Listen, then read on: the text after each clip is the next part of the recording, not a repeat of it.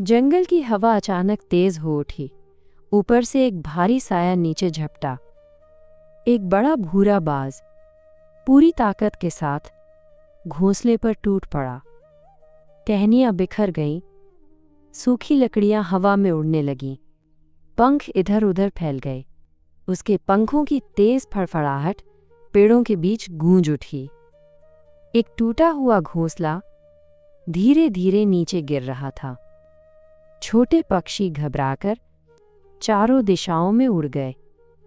ऊपर आसमान में वो बाज फिर से ऊंचा चढ़ गया, जैसे कुछ हुआ ही न हो। टूटे हुए घोंसले के बीच एक फटा हुआ अंडा पड़ा था। हल्की हवा चल रही थी। कुछ पंख अब भी नीचे गिर रहे थे। पास की शाखा पर एक छोटी चिड़िया खड़ी थी। वो सब देख रही थी, चुपचाप। उसके पंख सिमटे हुए थे, लेकिन उसकी नज़र स्थिर थी। ऊंची शाखा पर बड़ा बाज खड़ा था।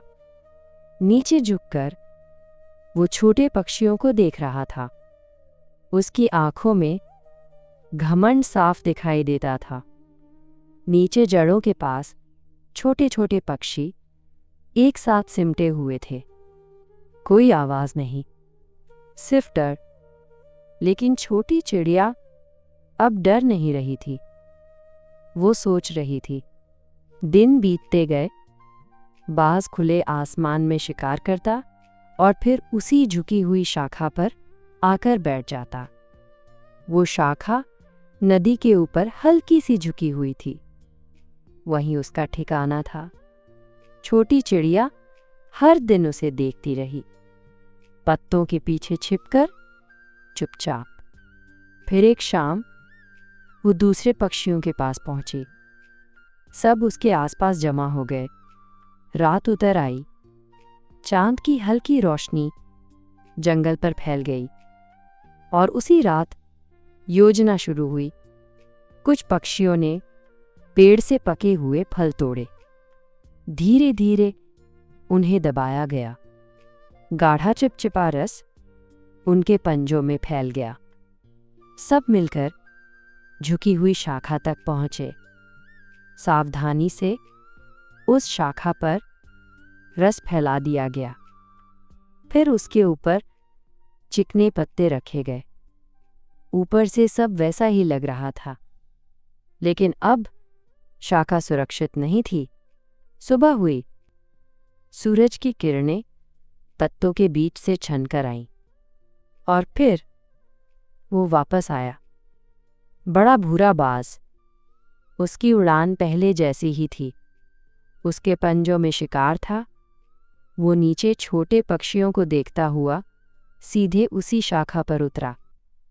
पहले कुछ क्षण सब सामान्य लगा। उसके पंजे मजबूती से टिके, लेकिन फिर हल्की सी फिसलन। उसने खुद को संभालने की कोशिश की, पंख फैलाए, शाखा पकड़ने की कोशिश की, लेकिन पंजे धीरे धीरे आगे सरक रहे थे।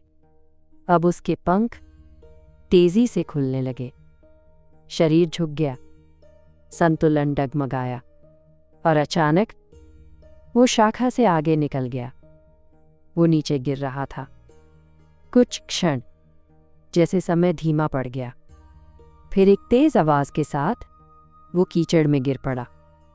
मिट्टी और पानी चारों ओर उछल गए। कुछ पल तक वो वहीं बैठा रहा। पंख भारी थे, शरीर गंदगी से ढका हुआ। ऊपर शाखाओं पर छोटे पक्षी उसे देख रहे थे। कोई शोर नहीं, सिर्फ सन्नाटा। छोटी चिड़िया शांत खड़ी थी। उसकी आंखों में घमंड नहीं था, सिर्फ विश्वास। बाज ने धीरे धीरे अपना सिर झुका लिया। उसे समझ आ गया था, ताकत सब कुछ नहीं होती। कभी कभी धैर्य और बुद्धि सबसे बड़ी शक्ति बन जाते हैं। कुछ देर बाद वो धीरे से उड़ गया। जंगल में फिर शांति लौट आई। टूटे हुए घोंसले फिर से बनाए जाने लगे।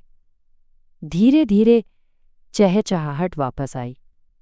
और उस दिन जंगल ने एक बात याद रखी, जो छोटा है वो असहाय नहीं होता।